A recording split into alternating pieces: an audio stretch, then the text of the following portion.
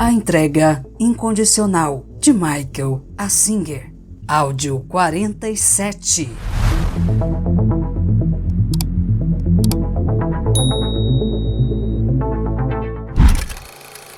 Advogados, advogados e mais advogados. Na manhã seguinte, tive uma prévia de como seria minha vida durante um tempo. A manchete do Gainesville Sun dizia: batida do FBI na sede da Medical Manager em Alachua. Embaixo estava minha foto perto da chamada da matéria. Wall Street interrompe as transações com ações da WebMD antes do meio-dia. Eu sabia que não fazia diferença eu não ter feito nada de errado, nem saber o motivo da batida. Eu era notícia. Nunca antes tinha sofrido uma desgraça pública e notei que isso agitou minha psique. A voz dentro da minha cabeça ficava querendo explicar que isso não tinha nada a ver comigo. Com certeza não faltava quem quisesse ouvir o que eu tinha a dizer. Veículos de mídia de todo o país, inclusive The Wall Street Journal e The New York Times, queriam que eu comentasse o assunto. Felizmente eu sabia como agir. Tinha passado todos aqueles anos silenciando a voz mental e aprendera que ouvi-la apenas alimenta o fogo. Sabia como era poderoso apenas relaxar e liberar aquela ânsia de me defender. Decidi só falar disso quando fosse absolutamente necessário. Afora isso, continuaria a trabalhar como sempre. Não tinha feito nada de errado, então por que deveria deixar que aquilo me afetasse? Com o tempo, a coisa iria se resolver. Enquanto isso, eu não deixaria que ela roubasse a grande paz e a alegria que eu sentia por dentro. Desde o início, decidi usar toda a situação para finalmente me libertar de tudo o que restasse daquela pessoa amedrontada lá dentro, que sempre havia me atrapalhado. Essa era toda a minha jornada, libertação a qualquer preço.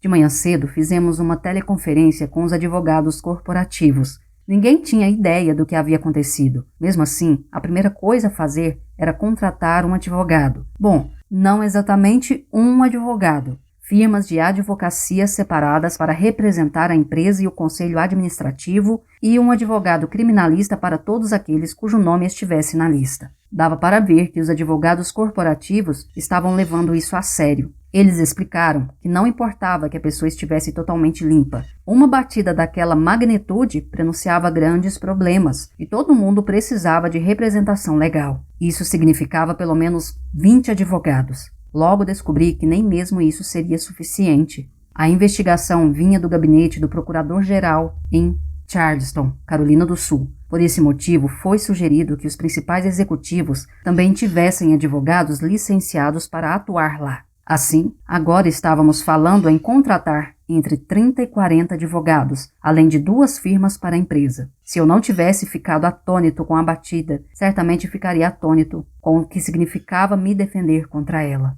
Eu não conseguia entender o fato de ter sido lançado de repente nessa situação. Não sabia absolutamente nada sobre questões criminais, nunca havia nem mesmo pensado nesse assunto. Isso me tornou muito ingênuo com relação ao perigo inerente que poderia estar enfrentando. Se eu tivesse sido deixado à própria sorte, provavelmente teria achado que, como não fiz nada, bastaria ir conversar com o governo. Por sorte, eu estava cercado por empresários sagazes que sabiam que não se deve fazer nada até consultar um advogado e descobrir o que está acontecendo. Sem dúvida, percebi quanto esse conselho era sábio à medida que os acontecimentos se desenrolavam. Nas semanas seguintes, o conselho da WebMD contratou a Williams & Conway para representar a empresa. Essa firma não era a maior de Washington, mas tinha a reputação de ser uma das melhores nesse tipo de processo. Pedi a Jim Mercer, já que ele era o advogado que eu mais respeitava, que me ajudasse a escolher alguém para me representar. Eu era novato e ele era o especialista. Fiquei muito grato por toda a ajuda e o apoio que recebi dele. Jim me levou até um advogado da Williams & Conway, que me deu uma lista de criminalistas altamente respeitados com quem ele já havia trabalhado. Eu não teria ideia de como entrevistar um advogado criminalista de alto nível. Segui o conselho de Jim e comecei a marcar reuniões preliminares com alguns. Mas lá no fundo, eu sabia que deixaria essa decisão para o fluxo da vida. Por acaso, os acontecimentos se desenrolaram de um modo tal que só precisei me reunir com um advogado, Randy Turk. Randy era sócio sênior da Becker Boots, uma das firmas de advocacia mais antigas e respeitadas do país. Seu currículo parecia um quem é quem no mundo de defesa criminal de colarinho branco. Ele havia defendido com sucesso a Hughes Aircraft Company contra uma cobrança de 400 milhões de dólares do governo dos Estados Unidos com relação a um concerto do telescópio espacial Hubble e fora um dos principais advogados na equipe de defesa de Michael K. Deaver, vice-chefe de gabinete de Reagan na Casa Branca, num julgamento de alegações de perjúrio e obstrução de justiça. A lista era longa. De todas as informações que consegui obter sobre Randy, a que mais me influenciou foi algo que o advogado na Williams & Connor disse. Ele tinha ouvido dizer que eu usava rabo de cavalo e morava na floresta. Disse que, de todos os melhores advogados de defesa que ele conhecia, Randy era o mais mente aberta. O advogado achou que, com base no que tinha ouvido falar sobre mim, Randy e eu nos daríamos muito bem. Conheci Randy em Nova York. Ele foi de avião para a reunião dos acionistas da WebMD encontrar-se comigo e com Jim Mercer, que estava me ajudando a escolher meu advogado. Eu me senti imediatamente confortável com Randy. Fazia mais de 20 anos que ele defendia pessoas contra acusações do governo. Trabalhava em Washington e, obviamente, era muito bem sucedido.